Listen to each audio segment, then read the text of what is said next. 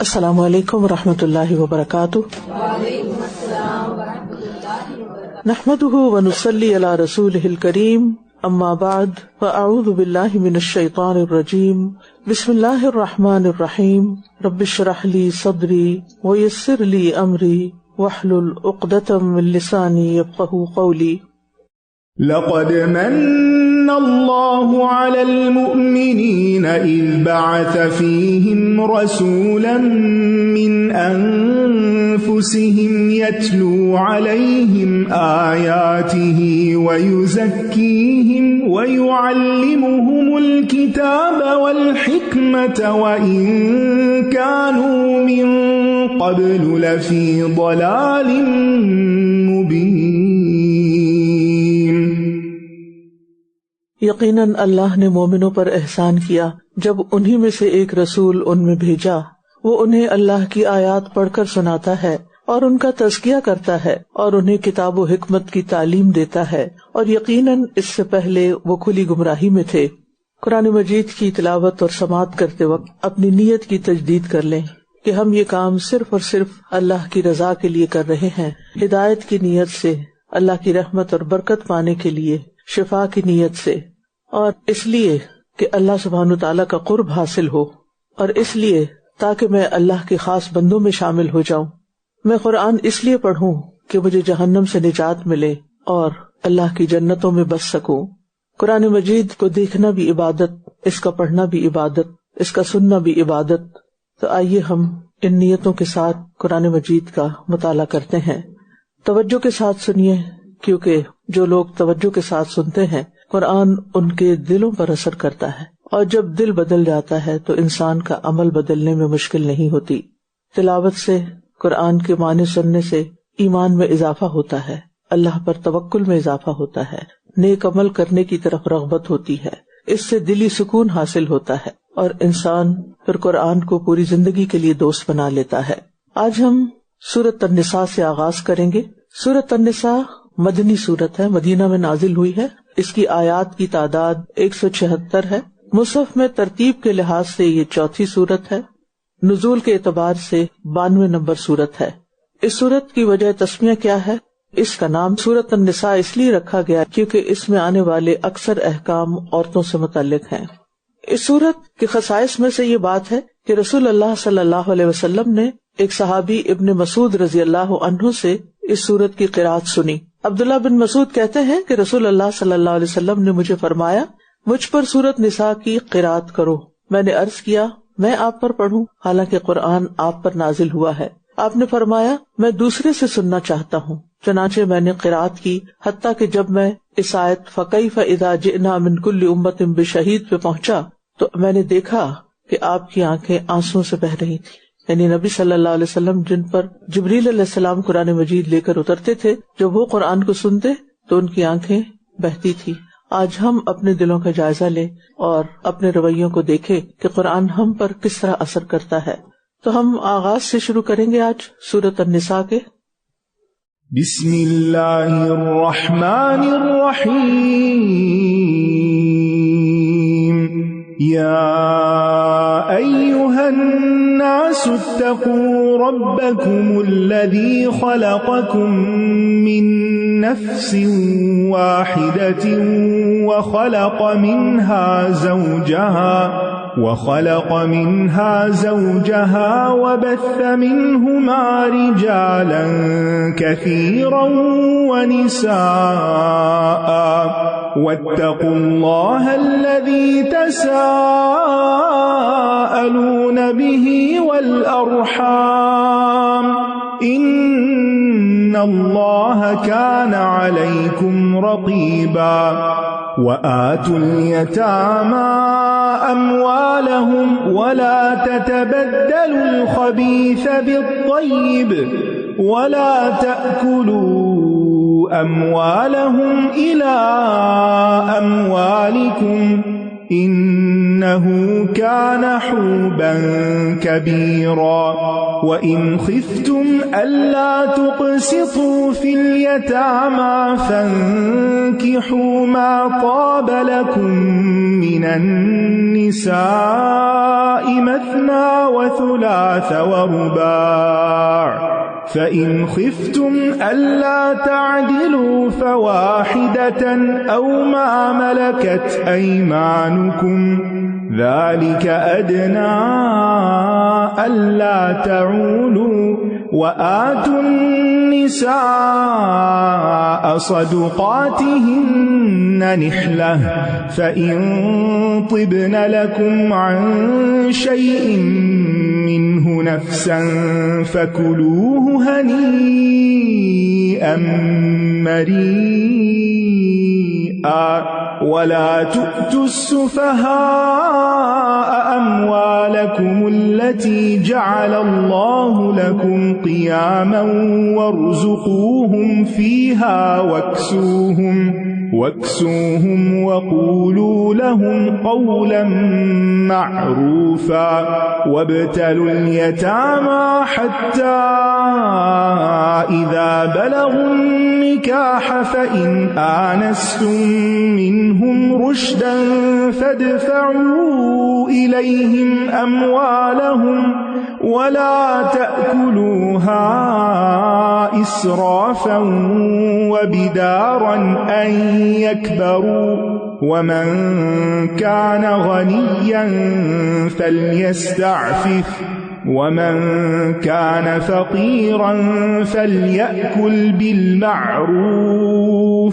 فإذا دفعتم إليهم أموالهم فأشهدوا عليهم وكفى بالله حسيبا للرجال نصيب مما ترك الوالدان والأقربون وللنساء نصيب مما ترك الوالدان والأقربون مما قل منه أو كثر نصيبا مفروضا وإذا حضر القسمة أولو القربى واليتامى والمساكين فارزقوهم منه وقولوا لهم قولا معروفا وليخشى الذين لو تركوا من خلفهم ذرية ضعافا خافوا عليهم فليتقوا الله وليقولوا قولا سديدا إن الذين يأكلون أموال اليتامى ظلما إنما يأكلون في بطونهم نارا وسيصلون سعيرا. فرمایا اے لوگو اپنے رب سے ڈرو جس نے تمہیں ایک جان سے پیدا کیا. تمام انسانیت کو خطاب ہے کیونکہ سورۃ النساء میں پائے جانے والے احکامات تمام انسانوں سے متعلق ہیں اور اسی سے اس کا جوڑا بنایا. تمہیں ایک جان سے پیدا کیا یعنی آدم علیہ السلام سے اور اسی سے اس کا جوڑا بنایا یعنی حوا علیہ السلام کو آدم علیہ السلام سے ہی پیدا کیا اور ان دونوں سے بہت سے مرد اور عورتیں دنیا میں پھیلا دیے. اور اللہ سے ڈرو جس کا واسطہ دے کر تم ایک دوسرے سے حقوق کا سوال کرتے ہو اور رشتہ داریاں کاٹنے سے بھی بچو. بے شک اللہ تم پر پوری طرح نگران ہے. یہاں پر 2 دفعہ اللہ سے ڈرنے تقویٰ کرنے کا حکم ملا ہے کیونکہ تقویٰ سے ہی دینی اور دنیاوی معاملات درست ہوتے ہیں. جب تک انسان کے اندر اللہ کا ڈر نہیں ہوتا اس کی اصلاح نہیں ہو سکتی. اور پھر تقویٰ کے ساتھ خاص صلہ رحمی کا حکم دینے کی وجہ کیا ہے؟ اس لیے کہ رشتوں کے معاملے میں عام طور پر زیادتیاں ہو جاتی ہیں ایک دوسرے پر، لیکن انسان جب اللہ سے ڈرتا ہے تو پھر رشتے نبھاتا ہے. رسول اللہ صلی اللہ علیہ وسلم نے فرمایا جس شخص کو پسند ہو کہ اس کے رزق میں وسعت ہو یا اس کی عمر دراز ہو تو اسے چاہیے کہ وہ صلہ رحمی کرے. اور یہ 2 چیزیں تو ہم میں سے ہر ایک کو پسند ہیں کہ رزق میں بھی وسعت چاہیے اور عمر بھی لمبی چاہیے. تو اس کے لیے نسخہ کیا ہے، طریقہ کیا ہے؟ رشتہ داریوں کو نبھاؤ، رشتوں کو جوڑ کے رکھو. لہذا ہمیں اپنے اسکیجول میں ڈال لینا چاہیے کہ کس وقت کس رشتے سے کیسے تعلق قائم رکھنا ہے. اور پھر خاص طور پر جو لوگ رشتوں کو توڑتے ہیں ان کو نصیحت بھی کرنی ہے. اگر خاندان میں ایسے لوگ ہیں کہ جو رشتے نہیں نبھاتے یا دور دور رہتے ہیں تو انہیں جوڑنے کی تلقین بھی کرنی ہے، اس کی اہمیت بتاتے ہوئے. اور یتیموں کے مال ان کو دے دو، اور تم ناپاک مال کو پاک سے تبدیل نہ کرو، اور ان کے مال اپنے مالوں کے ساتھ ملا کر نہ کھاؤ. یقیناً یہ بہت بڑا گناہ ہے. یتیم کے ساتھ حسن سلوک کی ہمارے دین نے بہت تاکید کی ہے. رسول اللہ صلی اللہ علیہ وسلم نے فرمایا، جس نے کسی اپنے یا دوسرے آدمی کے یتیم بچے کو اپنے ساتھ ملا لیا، یعنی کسی رشتے دار کا، بھائی کا ہے یا کوئی بھی، یا پھر کوئی دوسرا بچہ ایسا اڈاپٹ کر لیا، یہاں تک کہ اللہ اسے غنی کر دے، یعنی وہ بچہ بڑا ہو جائے، تو اس کے لیے جنت واجب ہو جاتی ہے. اس کے برعکس جو یتیموں کا حق مارے، ان کا انجام کیا ہوگا؟ رسول اللہ صلی اللہ علیہ وسلم نے فرمایا، اے اللہ، میں 2 ضعیفوں کا حق مارنا حرام کرتا ہوں، یتیم کا اور عورت کا، یعنی عورتوں کے حقوق بھی دو اور یتیموں کے بھی. اور اگر تمہیں ڈر ہو کہ تم یتیم لڑکیوں سے انصاف نہ کر سکو گے تو دوسری عورتوں میں سے جو تمہیں پسند آئے 2 اور 3 اور 4 سے نکاح کر لو. اسلام سے پہلے 4 سے زیادہ بھی خواتین ایک مرد کے نکاح میں ہو سکتی تھیں، یعنی ان کے ہاں ایسی روایات تھی، لیکن اسلام نے آ کر اس کی حد بندی کر دی. پھر اگر تمہیں ڈر ہو کہ تم ان کے درمیان عدل نہ کر سکو گے تو ایک ہی بیوی کافی ہے، یا تمہارے دائیں ہاتھ جن کنیزوں کے مالک ہوئے. یہ زیادہ مناسب ہے کہ تم نا انصافی کر کے ایک کی طرف نہ جھک جاؤ، یعنی جو لوگ 1 سے زائد بیویاں رکھتے ہوں انہیں ظلم سے بچنا چاہیے. رسول اللہ صلی اللہ علیہ وسلم نے فرمایا، جس شخص کی 2 بیویاں ہوں اور وہ ایک کو دوسری پر ترجیح دیتا ہو، یعنی نا انصافی کرتا ہو، وہ قیامت کے دن اس طرح آئے گا کہ اس کے جسم کا ایک حصہ گر چکا ہوگا. اور عورتوں کو نکاح کے وقت ان کے مہر خوش دلی سے دیا کرو. پھر اگر وہ خود اپنی خوشی سے کوئی چیز تمہارے لیے مہر میں سے چھوڑ دے تو اسے اپنے لیے پاکیزہ اور خوشگوار سمجھ کر کھاؤ. اسلام میں عورت کے حقوق کی حفاظت کی بہت تاکید کی گئی ہے، اور یہاں خاص طور پر مہر کے معاملے میں تاکید کی گئی ہے کہ جب نکاح ہو تو اس وقت مرد کے لیے لازم ہے کہ وہ بیوی کو خوش دلی کے ساتھ نکاح کے وقت مہر ادا کرے، یعنی اسے اپنے لیے بوجھ نہ سمجھو، چٹی نہ سمجھو، بلکہ خوشی سے ادا کرو. لیکن اگر بیوی اپنی خوشی سے میاں کو کچھ حصہ اس میں سے دینا چاہے یا سارا چھوڑنا چاہے تو پھر شوہر کے لیے وہ حلال ہے، ادروائز نہیں. یعنی حق مہر صرف اسی صورت میں مرد رکھ سکتا ہے جب عورت خوش دلی سے اس کو دے. اور اپنے مال نادان یتیم بچوں کے حوالے مت کرو جن کو اللہ نے تمہارے لیے قیام زندگی کا ذریعہ بنایا ہے، اور انہیں اس میں سے کھلاؤ اور پہناؤ اور ان سے بھلی بات کرو. اور یتیموں کو آزماتے رہو یہاں تک کہ وہ نکاح کی عمر کو پہنچ جائیں. پھر اگر تم ان میں سوجھ بوجھ پاؤ تو ان کے مال ان کے حوالے کر دو، اور تم ان مالوں کو اسراف سے اور جلدی کرتے ہوئے مت کھاؤ، اس ڈر سے کہ وہ بڑے ہو جائیں گے. اور جو سرپرست خود مالدار ہو تو اسے یتیموں کے مال سے بچنا چاہیے، اور جو مالی طور پر محتاج ہو، یعنی جو گارڈین ہے محتاج ہو، تو اسے معروف طریقے سے کھانا چاہیے. پھر جب تم ان کے مال ان کے سپرد کر دو تو ان پر گواہ ٹھہرا لو، اور حساب لینے کے لیے اللہ کافی ہے. یعنی یتیم کے مال کو سپرد کرتے وقت گواہ بنانا چاہیے تاکہ بعد میں کوئی جھگڑا نہ ہو. اور یتیموں اور مسکینوں کے مال سے خود کو بچا کے رکھنا چاہیے. ہاں، جو شخص محتاج ہو، ضرورت مند ہو، وہ اپنی محنت کا کچھ تھوڑا بہت صلہ لے سکتا ہے، لیکن غصب نہیں کر سکتا، ان کا مال چھپا نہیں سکتا اور فضول خرچی اس میں نہیں کر سکتا، چاہے وہ یتیموں پر ہی کیوں نہ کر رہا ہو، کیونکہ انہیں تو سمجھ نہیں. اس کو احتیاط برتنی چاہیے، اس کی حفاظت کرنی چاہیے تاکہ یہ یتیم بچے جب بڑے ہوں تو یہ اپنے آئندہ زندگی کے لیے اس مال میں سے اپنی ضروریات پوری کر سکیں، کوئی کاروبار کر سکیں، یا کسی بھی چیز میں جہاں وہ لگانا چاہیں ان کی اپنی چوائس بھی ہو. پھر فرمایا، مردوں کے لیے اس ورثے میں سے ایک حصہ ہے جو والدین اور قریبی رشتہ دار چھوڑ جائیں، اور عورتوں کے لیے بھی اس ورثے میں سے ایک حصہ ہے جو والدین اور قریبی رشتہ دار چھوڑ جائیں. ورثہ خواہ کم ہو یا زیادہ، یہ ورثہ ایک طے شدہ حصہ ہے. یہاں جائیداد کے متعلق ایک اصولی حکم دیا جا رہا ہے کہ ماں باپ اور رشتہ داروں کی چھوڑی ہوئی جائیداد میں، یعنی وفات کے بعد، چاہے وہ کسی بھی قسم کی ہو، جس طرح مردوں کا حق ہے اسی طرح عورتوں کا بھی حق ہے، چھوٹے بچوں کا بھی، حتیٰ کہ پیٹ کے بچے کا بھی، جنین کا بھی حق ہوتا ہے. اور وراثت میں عورت کو مال کا حق قرآن و سنت نے دیا ہے. عام طور پر ہماری سوسائٹی میں اس کا اہتمام نہیں کیا جاتا، لیکن اس کی طرف خاص توجہ دینی چاہیے. نبی صلی اللہ علیہ وسلم نے فرمایا، مقررہ حصے ان کے حقداروں تک پہنچا دو، اور جو باقی رہ جائے وہ میت کے سب سے زیادہ قریب والے مرد کے لیے ہے، یعنی تقسیم کرنے کے بعد جو بچ جائے وہ میت کا جو قریبی رشتہ دار مرد ہو اس کو جائے گا۔ اس تقسیم کا ایک پورا نظام اللہ سبحانہ وتعالیٰ نے قرآن مجید میں بھی دے دیا، اور نبی صلی اللہ علیہ وسلم نے بھی جہاں ضرورت تھی وضاحت کر دی۔ اس میں ہم اپنی مرضی سے تبدیلی نہیں کر سکتے اور نہ ہی کرنی چاہیے۔ اس علم کو علم الفرائض کہا گیا، اور علم الفرائض کو آدھا علم کہا گیا، کیونکہ یہ تمام لوگوں سے متعلق ہوتا ہے۔ ہر ایک نے مرنا ہے اور ہر ایک کے پاس کچھ نہ کچھ ضرور ہوتا ہے۔ اگر کچھ بھی نہ ہو تو اس کے تن کے کپڑے تو ہوتے ہی ہیں نا، ان کو بھی تقسیم ہونا چاہیے، اور بغیر کسی شرعی عذر کے تاخیر کرنا نامناسب ہے، کیونکہ اس سے عموماً گھروں میں جھگڑے پیدا ہوتے ہیں، اور کسی کے مال پر بھی ناحق قبضہ کر لینا اپنی عاقبت برباد کرنا ہے۔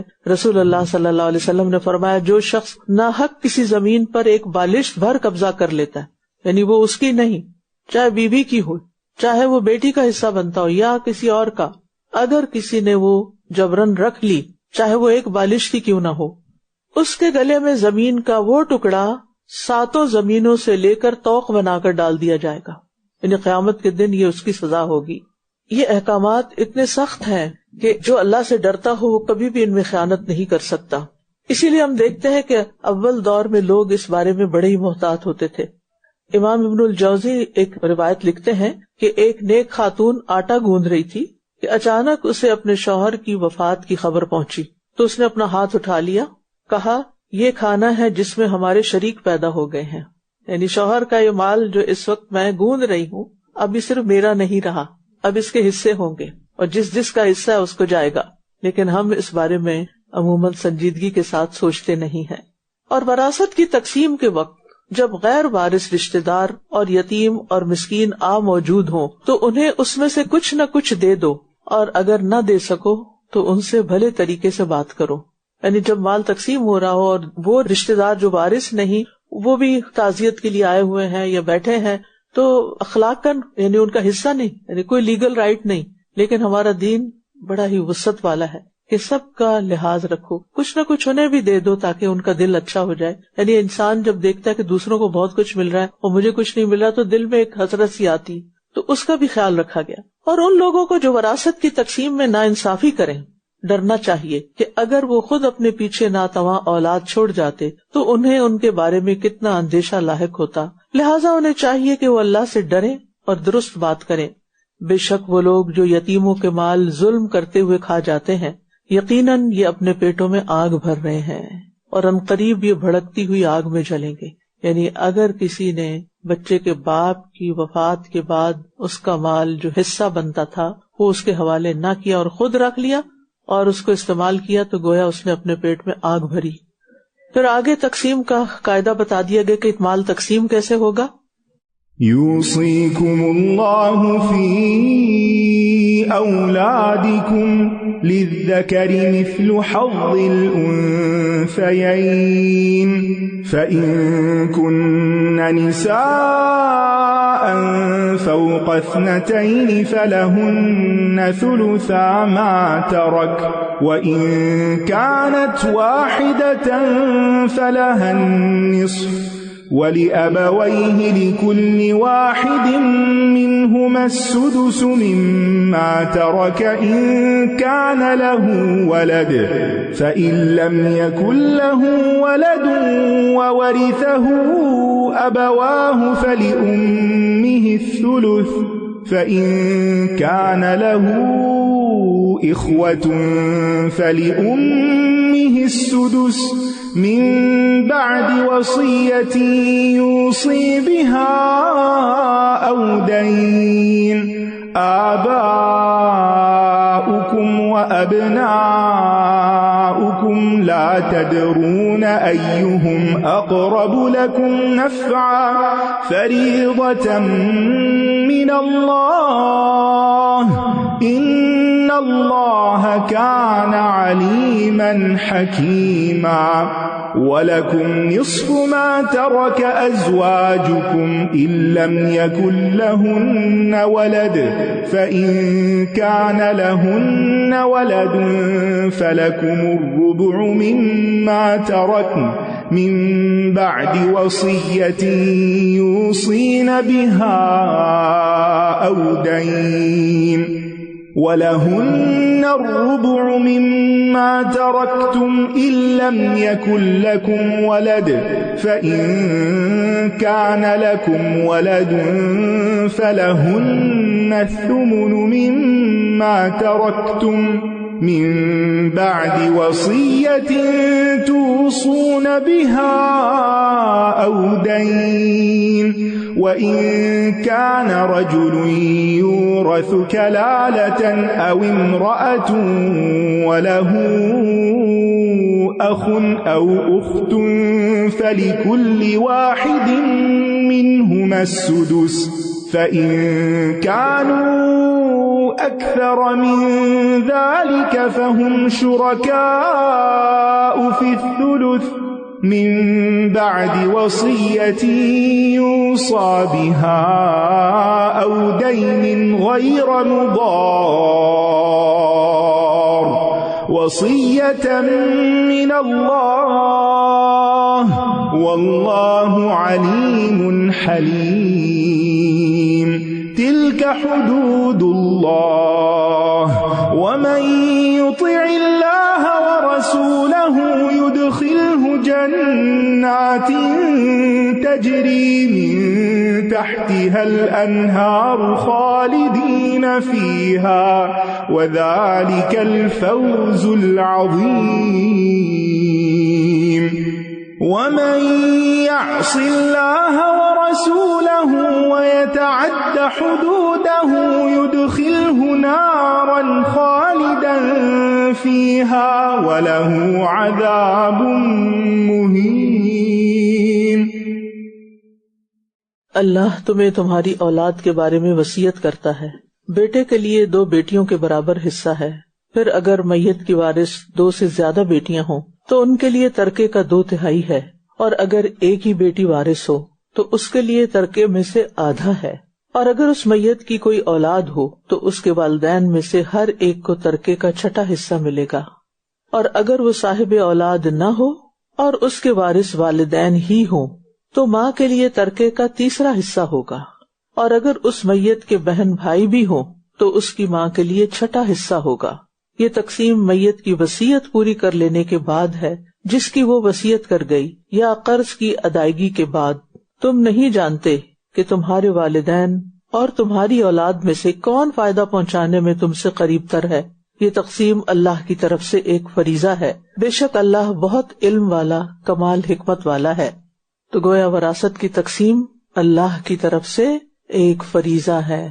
بعض لوگ فرض نماز تو کیا تہجد بھی پڑھتے ہیں لیکن اس فرض کو ادا کرنے کی طرف توجہ نہیں کرتے، اور اللہ سبحانہ تعالیٰ نے یہ تقسیم اس طریقے پر کیوں رکھی؟ کیونکہ اللہ علم اور حکمت والا ہے۔ ہم اپنی ناقص عقل کے ساتھ اس میں تبدیلیاں کرنا چاہتے ہیں جو کہ درست نہیں۔ دوسری اہم بات جو یہاں سے پتہ چل رہی ہے وہ یہ کہ میت کے قرض اور وصیت کے معاملات کو ہلکا نہ سمجھا جائے، کیونکہ یہ ایک بڑا سنگین معاملہ ہے۔ نہ تو وصیت میں تبدیلی کر سکتے ہیں اور نہ ہی قرض ادا کیے بغیر مال تقسیم کر سکتے ہیں، کیونکہ جب کوئی شخص مر جاتا ہے حتیٰ کہ شہید بھی ہو تو قرض کا گناہ معاف نہیں ہوتا، باقی گناہ معاف ہو بھی جائیں شہادت کی وجہ سے، لیکن قرض لٹکا رہتا ہے جب تک کہ وہ ادا نہ ہو، کیونکہ وہ انسانی حقوق میں سے ہے۔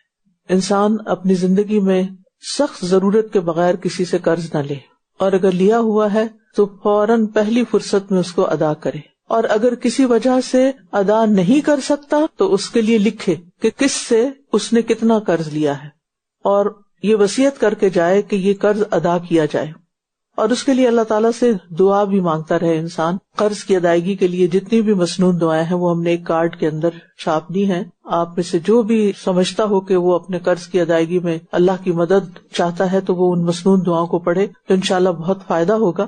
لیکن انسان کوشش یہ کرے کہ جب مرے تو اس پر ایک رتی برابر بھی قرضہ نہ ہو، اور اگر ہو تو مال تقسیم ہونے سے پہلے اس کو لازماً ادا کیا جائے۔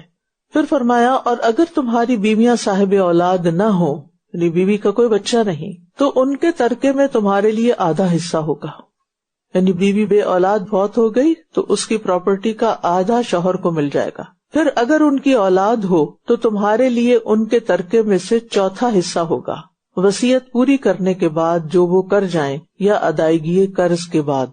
اور اگر تم صاحب اولاد نہ ہو تو ان بیویوں کے لیے اس میں سے جو تم نے چھوڑا چوتھا حصہ ہوگا، 1/4۔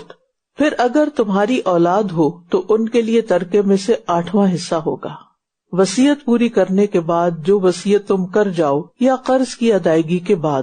اور اگر کوئی مرد یا عورت جس کا ورثہ لیا جا رہا ہو بے اولاد ہو اور اس کے ماں باپ بھی نہ ہو مگر اس کا ایک بھائی اور ایک بہن ہو تو ان دونوں میں سے ہر ایک کا چھٹا حصہ ہوگا۔ پھر اگر وہ اس سے زیادہ ہوں تو وہ سب ترکے کے 1/3 میں شریک ہوں گے۔ یہ سب تقسیم وصیت پوری کرنے کے بعد جس کی وصیت کی جائے یا قرض کی ادائیگی کے بعد کسی کو نقصان دیے بغیر کی جائے گی۔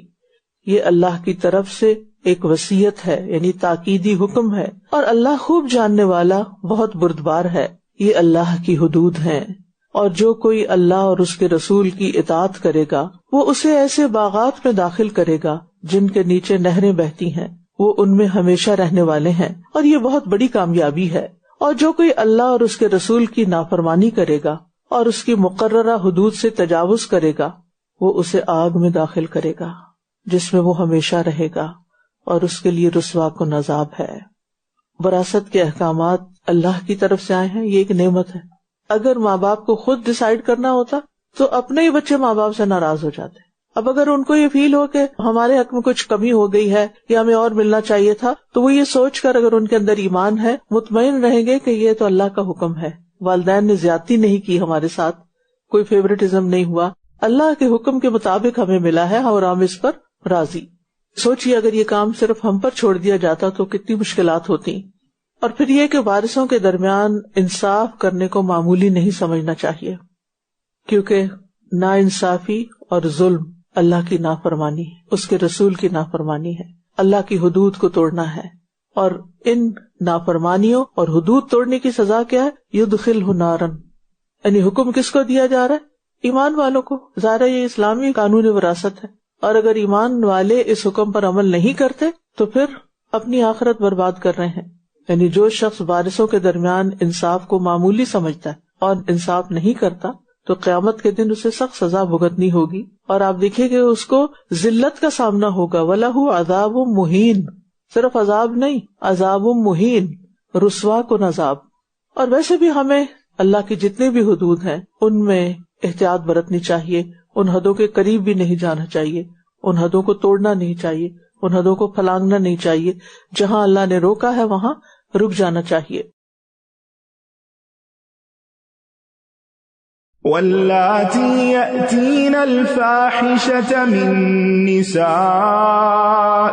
فاستشہدوا علیہن 4 منکم فَإِن شَهِدُوا فَأَمْسِكُوهُنَّ فِي الْبُيُوتِ حَتَّى يَتَوَفَّاهُنَّ الْمَوْتُ أَوْ يَجْعَلَ اللَّهُ لَهُنَّ سَبِيلًا وَاللَّذَانِ يَأْتِيَانِهَا مِنكُمْ فَآذُوهُمَا فَإِن تَابَا وَأَصْلَحَا فَأَعْرِضُوا عَنْهُمَا إِنَّ اللَّهَ كَانَ تَوَّابًا رَحِيمًا إِنَّمَا التَّوْبَةُ عَلَى اللَّهِ لِلَّذِينَ يَعْمَلُونَ السُّوءَ بِجَهَالَةٍ ثُمَّ يَتُوبُونَ مِن قَرِيبٍ فَأُولَئِكَ يَتُوبُ اللَّهُ عَلَيْهِمْ وَكَانَ اللَّهُ عَلِيمًا حَكِيمًا وَلَيْسَتِ التَّوْبَةُ لِلَّذِينَ يَعْمَلُونَ السَّيِّئَاتِ حَتَّى إِذَا حَضَرَ أَحَدَهُمُ الْمَوْتُ قَالَ إِنِّي تُبْتُ الْآنَ وَلَا الَّذِينَ يَمُوتُونَ وَهُمْ كُفَّارٌ أُولَئِكَ أَعْتَدْنَا لَهُمْ عَذَابًا أَلِيمًا يَا أَيُّهَا الَّذِينَ آمَنُوا لَا يحل لكم أن ترثوا النساء كرها ولا تعضلوهن لتذهبوا ببعض ما آتيتموهن إلا أن يأتين بفاحشة مبينة وعاشروهن بالمعروف فإن كرهتموهن فعسى أن تكرهوا شيئا ويجعل الله فيه خيرا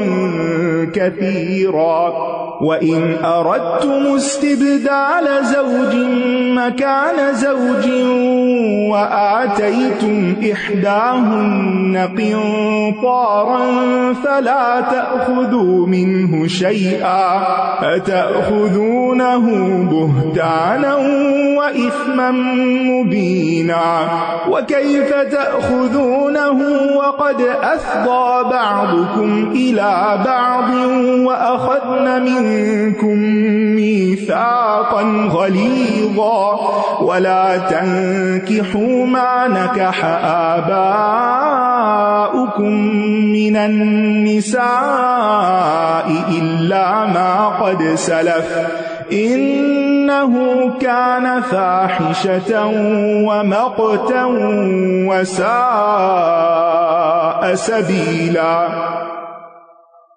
اور تمہاری عورتوں میں سے جو بے حیائی کا ارتکاب کریں یعنی زنا کا، تو ان کے اس جرم پر اپنے مردوں میں سے 4 گواہ طلب کرو، پھر اگر وہ گواہی دے دیں تو ان کو سزا کے طور پر گھروں میں روک رکھو یہاں تک کہ انہیں موت آ جائے یا اللہ ان کے لیے کوئی اور راستہ بنا دے۔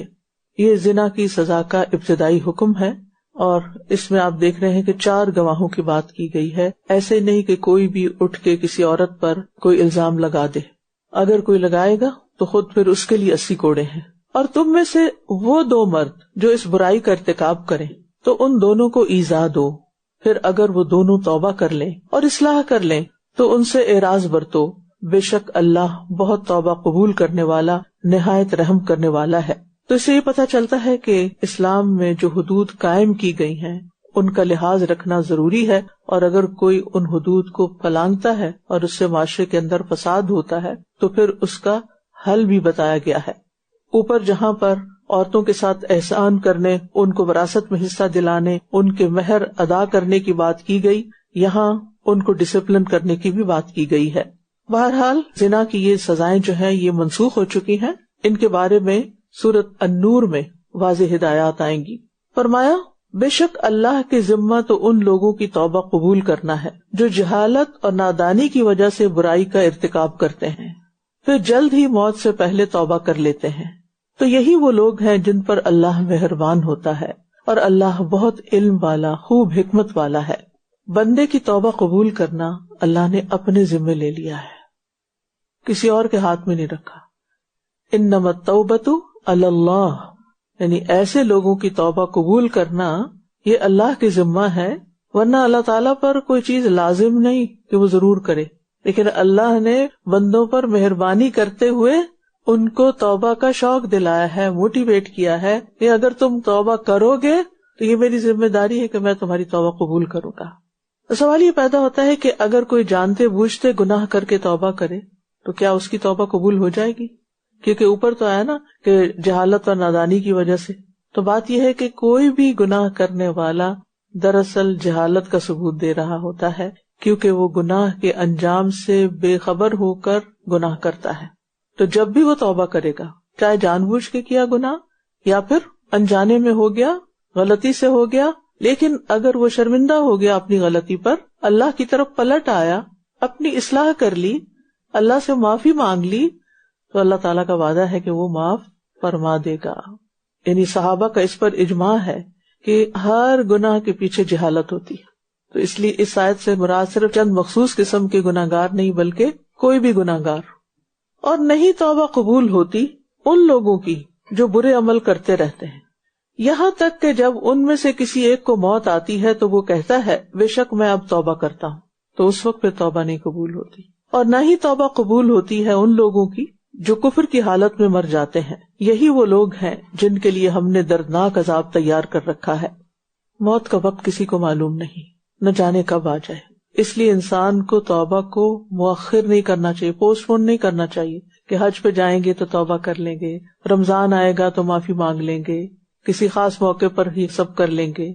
نہیں، ساتھ کے ساتھ اپنی صفائی، جیسے اپنے جسم کی صفائی روزانہ ہم کرتے ہیں، اسی طرح اپنی روح کی صفائی، اپنے دل کی صفائی بھی روزانہ کی بنیاد پر کرتے رہنا چاہیے.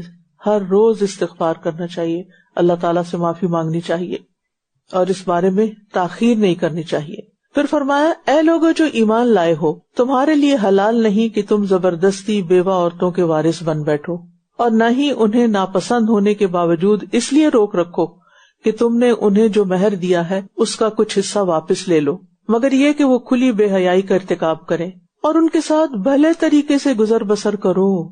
مردوں کو حکم دیا جا رہا ہے کہ عورتوں کے ساتھ بھلے مانس لوگوں جیسا سلوک کرے، اچھا سلوک کرے، معروف طریقے سے زندگی بسر کریں.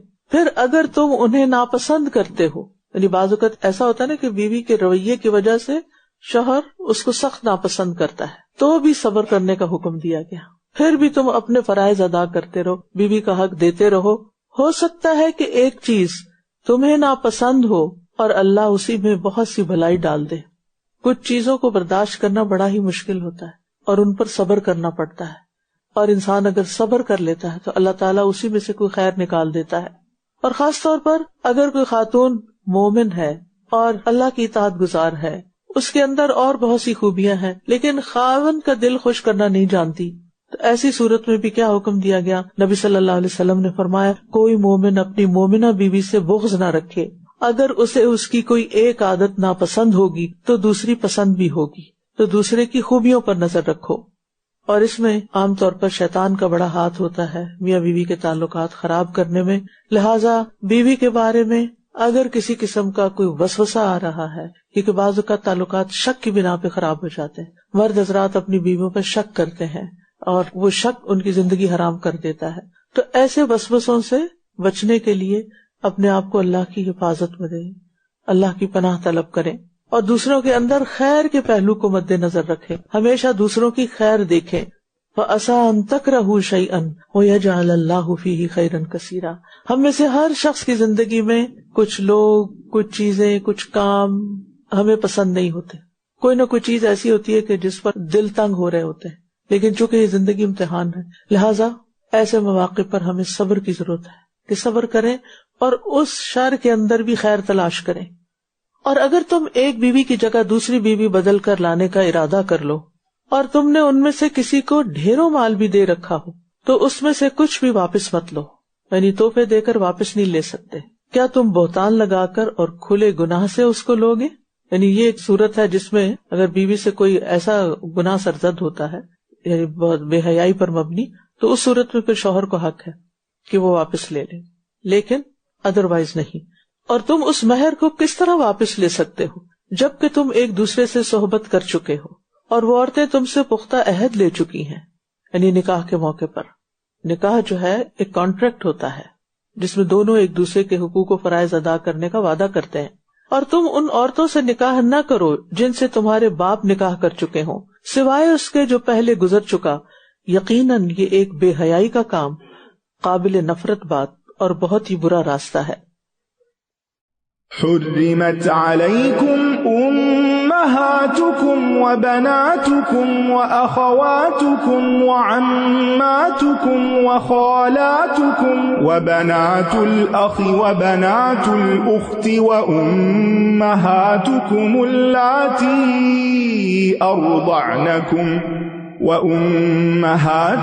اللاتی أرضعنكم وأخواتكم من الرضاعة وأمهات نسائكم وربائبكم اللاتي في حجوركم من نسائكم اللاتي دخلتم بهن وربائبكم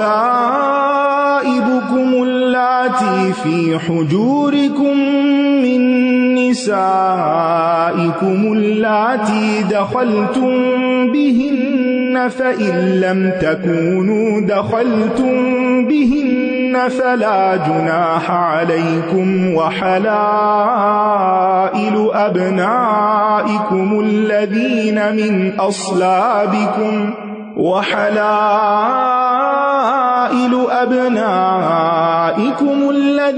من أصلابكم وأن تجمعوا بين الأختين إلا ما قد سلف إن الله كان غفورا رحيما والمحصنات من النساء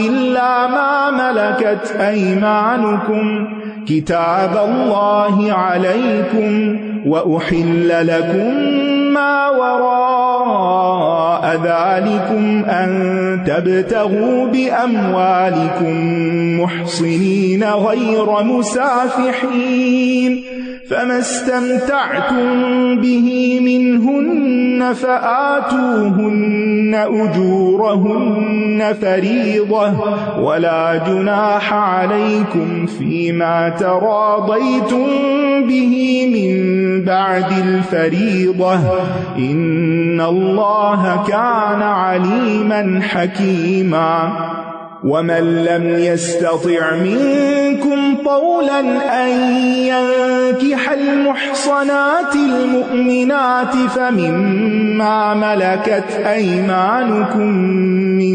فتياتكم المؤمنات والله أعلم بإيمانكم بعضكم من بعض فانكحوهن بإذن أهلهن وآتوهن أجورهن بالمعروف محصنات غير مسافحات ولا متخذات أخدان فإذا أحصن فإن أتين بفاحشة فعليهن نصف ما على المحصنات من العذاب ذلك لمن خشي العنة منكم وأن تصبروا خير لكم والله غفور رحيم. تم پر نکاح کے لیے حرام کر دی گئی ہیں، یعنی تمہارا نکاح نہیں ہو سکتا ان خواتین سے. کون؟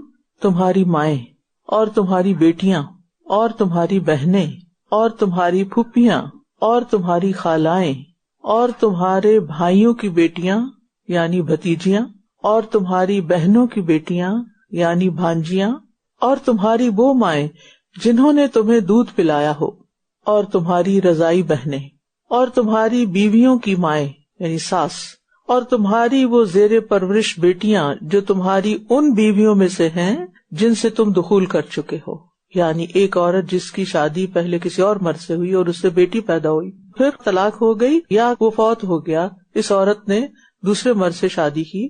اب اس مرد کے لیے اس عورت کی بیٹی حرام ہے اگر وہ اس کے نکاح میں آ چکی ہے اور اس سے اس کا جسمانی تعلق قائم ہو چکا ہے. پھر اگر تم نے ان سے دخول نہ کیا ہو تو تم پر کوئی گناہ نہیں، یعنی صرف نکاح ہوا اور طلاق ہو گئی اور کچھ عرصے کے بعد اسی عورت کی بیٹی کا پروپوزل اس نے بھیجا تو اس سے نکاح کر سکتا ہے کیونکہ صرف نکاح ہی ہوا تھا، کوئی تعلق قائم نہیں ہوا تھا. پھر اگر تم نے ان سے دخول نہ کیا ہو تو تم پر کوئی گناہ نہیں کہ تم ان سے نکاح کر لو، اور تمہارے صلبی یعنی حقیقی بیٹوں کی بیویاں یعنی بہویں وہ بھی تم پر حرام ہیں. اور یہ بھی تم پر حرام ہے کہ تم دو بہنوں کو بیک وقت اپنے نکاح میں جمع کرو سوائے اس کے جو پہلے ہو چکا، یعنی دور جاہلیت میں جو ہوتا رہا اب وہ ہو چکا، اب آئندہ نہیں. بے شک اللہ بہت بخشنے والا نہایت رحم کرنے والا ہے، یعنی پچھلے گناہوں کو معاف کر دے گا. تو یہاں نسب کے وہ 7 رشتے بتائے گئے جن سے نکاح کرنا حرام ہے. ماں اور ماں کے حکم میں نانی، دادی، پڑدادی سب اس میں شامل ہیں. بیٹی کے حکم میں پوتی، نواسی اور پھر ان کے آگے بیٹیاں بھی. پھر بہن سگی ہو یا اللاتی ہو یعنی ماں کی طرف سے یا باپ کی طرف سے وہ بھی حرام. پھپھی میں دادا کی بہن اور نانا کی بہن بھی شامل ہے. خالہ کا لفظ ماں، نانی اور دادی سب کی بہنوں کو بھی شامل کرتا ہے. ٹھیک ہے، یعنی خالہ میں ماں کی بہن اور نانی کی بہن، دادی کی بہن، وہ سب آ جاتے ہیں۔ بھتیجی اور بھانجی کے حکم میں ان کی بیٹیاں بھی اور ان بیٹیوں کی بیٹیاں بھی آ جاتی ہیں، یہ سب محرمات ہیں۔ قرآن مجید میں صرف 2 بہنوں کو جمع کرنا منع ہے، جبکہ حدیث میں پھوپھی بھتیجی اور خالہ بھانجی کو بھی جمع نہیں کر سکتے۔ یعنی ایک مرد اگر خالہ سے نکاح کرتا ہے تو بھانجی سے ایک وقت میں نہیں کر سکتا، ہاں خالہ فوت ہو گئی تو پھر بھانجی سے ہو سکتا ہے، اور یہ حدیث سے پتہ چلتا ہے ہمیں، کیونکہ حدیث واضح ہے بخاری کی، پھوپھی بھتیجی اور خالہ بھانجی کو ایک نکاح میں جمع نہ کیا جائے۔ تو اس سے پتہ چلتا ہے کہ کچھ احکامات تو قرآن میں آ گئے ہیں اور کچھ مزید تفصیلات حدیث میں آ گئی ہیں، اور سنت یا حدیث جو ہے وہ بھی شریعت کا ایک مستقل سورس ہے، ماخذ ہے۔ پھر اسی طرح رضاعت سے بھی کچھ رشتے حرام ہوتے ہیں جو نسب سے حرام ہوتے ہیں۔ رسول اللہ صلی اللہ علیہ وسلم نے فرمایا رضاعت سے یعنی دودھ پلا کر وہ رشتے حرام ہو جاتے ہیں جو نسب سے حرام ہیں۔ رضاعت میں 1 یا 2 دفعہ دودھ پینا کافی نہیں، کم از کم 5 مرتبہ بچے نے پیٹ بھر کے دودھ پیا ہو تو پھر رضاعت ثابت ہوتی ہے، اور راجح رائے یہی ہے کہ 2 سال کے اندر اندر پیا ہو۔ تو یہ سب احکامات بھی کیوں دیے گئے؟ تاکہ حرمت کے رشتے معلوم ہوں اور ان کے ساتھ کسی قسم کی زیادتی نہ ہو، اور عورتوں کی حفاظت ہو اپنے ہی گھروں میں۔ اور شادی شدہ عورتیں بھی تم پر حرام ہیں، یعنی اگر کسی عورت کا پہلے کا ہی نکاح ہو چکا ہے تو دوسرا مرد اس سے نکاح نہیں کر سکتا، سوائے ان لونڈیوں کے جو تمہارے دائیں ہاتھ کی ملکیت ہوں، یعنی وہ جو جنگی قیدی آتی تھی تو ان کے اگر پیچھے شوہر ہے بھی تو جب وہ قید ہو گئی تو پھر اس کے بعد بغیر ان کی طلاق کے بھی وہ حلال ہیں۔ یہ تم پر اللہ کا لکھا ہوا حکم ہے، اور ان کے علاوہ دیگر عورتیں تمہارے لیے حلال کی گئی ہیں، بشرطے کے، کیا شرط ہے؟ تم اپنے مال یعنی مہر کے ذریعے انہیں حاصل کرو۔ مہر کی اتنی اہمیت ہے اور یہ عورت کا حق ہے۔ پاک دامنی اختیار کرنے والے ہو، یعنی نکاح کا مقصد کیا ہے کہ انسان پاکیزہ زندگی گزارے، پاکیزہ ریلیشن شپ میں ہو، نہ کہ بدکاری کرنے والے۔ پھر اس نکاح کے ذریعے جو بھی فائدہ تم ان سے اٹھاؤ تو انہیں ان کے مقرر کیے ہوئے مہر ادا کر دو، اور مہر مقرر کر دینے کے بعد باہم رضامندی سے اس میں کمی بیشی کرنے میں تم پر کوئی گناہ نہیں۔ یعنی شادی کے موقع پر اگر ایک مہر مقرر ہوا، مثلا $1,00,000 مقرر ہوا، اور بعد میں شوہر کا بزنس ایک دم ڈاؤن ہو گیا اور وہ دینے کے قابل نہیں، تو آپس میں نیگوشیٹ کیا جا سکتا ہے کہ اس میں کچھ کمی بیشی کر لی جائے۔ بے شک اللہ بہت علم والا، خوب حکمت والا ہے۔ یہاں پر جو بات کی گئی ہے نا کہ وَأُحِلَّ لَكُم مَّا وَرَاءَ ذَلِكُم، کہ اس کے علاوہ دوسری عورتوں سے تمہارے لیے نکاح کرنا حلال ہے، تو اس کی مزید وضاحت یہ ہے کہ 4 سے زیادہ کے ساتھ نہیں کر سکتے، یا اس عورت سے جس سے لعان کیا گیا ہو دوبارہ نکاح نہیں ہو سکتا، یا حلالہ نہیں کروانا چاہیے، اور ولی کے بغیر بھی نکاح نہیں کرنا چاہیے، اور نکاح کرنے میں ایسی عورت کا انتخاب کرنا چاہیے جو پاک دامن ہو اور دین والی ہو۔ پھر فرمایا اور تم میں سے جو آزاد مومن عورتوں سے نکاح کرنے کی وسعت نہ رکھتا ہو کہ ان کا مہر زیادہ دینا پڑے گا، تو مومن لونڈیوں میں سے جو تمہارے دائیں ہاتھ کی ملکیت ہے نکاح کر لے، اور اللہ تمہارے ایمان کو زیادہ جانتا ہے۔ تم سب ایک ہی طرح کے ہو، لہٰذا ان لونڈیوں سے ان کے مالکوں کی اجازت سے نکاح کرو، اور انہیں ان کے مہر معروف طریقے سے ادا کرو، بشرطے کہ وہ نکاح میں محفوظ ہونے والی ہوں، نہ کہ بدکاری کرنے والی اور نہ ہی چھپے دوست بنانے والی، یعنی مرد باقاعدہ نکاح کرے نہ کہ صرف چھپی دوستی رکھے۔ تو جب وہ نکاح میں لے آئی جائیں، پھر اگر وہ کسی بدکاری کا ارتکاب کریں تو انہیں پاک دامن عورتوں کے مقابلے میں آدھی سزا ہوگی۔ یہ لونڈیوں سے نکاح کی اجازت اس کے لیے ہے جو تم میں سے گناہ میں پڑنے سے ڈرتا ہو، اور اگر تم صبر کرو تو تمہارے لیے بہتر ہے، یعنی آزاد عورت سے ہی شادی کرو، اور اللہ بہت بخشنے والا، نہایت رحم کرنے والا ہے۔ یہاں پر بڑا خوبصورت جملہ ہے یہ، وَأَن تَصْبِرُوا خَيْرٌ لَكُمْ، اور یہ صرف نکاح کے معاملے میں نہیں، ہر معاملے میں تم صبر کر جاؤ تو یہ تمہارے لیے زیادہ اچھا ہے، صبر کا طریقہ زیادہ بہتر ہے، اور صبر کی توفیق بھی اللہ ہی دیتا ہے، اللہ ہی سے مانگنا چاہیے۔